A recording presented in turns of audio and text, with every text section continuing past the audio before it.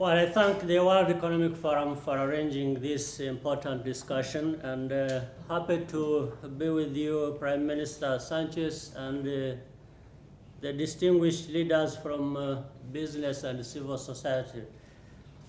Well, first of all, I think in the situation we are today of the pandemic, we have been learning lessons or things we learned in the past but never really came to apply. And the pandemic, as we have seen, has hit workers very hard. And governments have responded with the tools available. In Rwanda, for example, we have established the Economic Recovery Fund of around 100 million designed to help companies stay afloat. We also use the agriculture reserve to supply food to vulnerable families during lockdown and paid health insurance for 2 million citizens.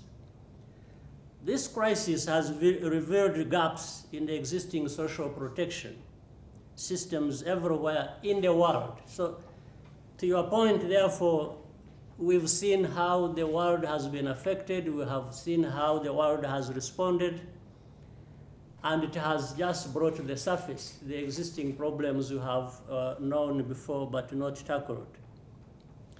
In many cases, these systems had already been hollowed out due to fiscal austerity and the erosion of labor protections. This has been a very key feature of the problems we are talking about. Fixing this is something that needs to be done anyway. It will also make our societies more resilient in the face of future pandemics, because maybe there are so many around the corner. The social protection agenda cannot be limited to wealthy countries indeed.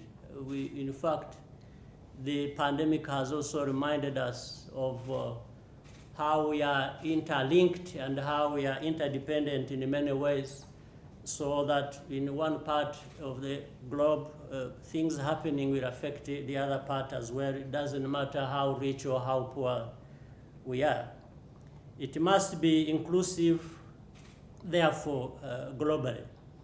Otherwise, existing inequalities among countries will only grow wider, and the working conditions in developing countries will degrade. An important point is the arbitrary distinction between formal and informal sector employment, particularly in the developing countries. Many earn their livelihood as small-scale entrepreneurs, especially women and young people. We need, therefore, innovative and comprehensive approaches to social protection that include workers of all backgrounds and types. I have learned that there is a suggestion for a global social protection fund, and this is a bold idea that merits serious consideration by policy makers. So I thank you for inviting me to share briefly what we can. I think the first thing you have said about people being engaged, people feeling that they are part of what is going on and they can participate, they can benefit, is very important. And that comes from how government recognizes that fact and works with different groups, whether in the formal or informal sector. And organization is very important. So what we have been doing is to organize people in different sectors, and the government therefore interacts with them to know what the government can contribute, what the people themselves can be able to put together, and how they work with the private sector as well, availing some of the tools or resources as may be required. As I mentioned to you, when we were hit by this pandemic, what we have tried to do is recognize. For example, it has involved lockdowns and so on, different restrictions.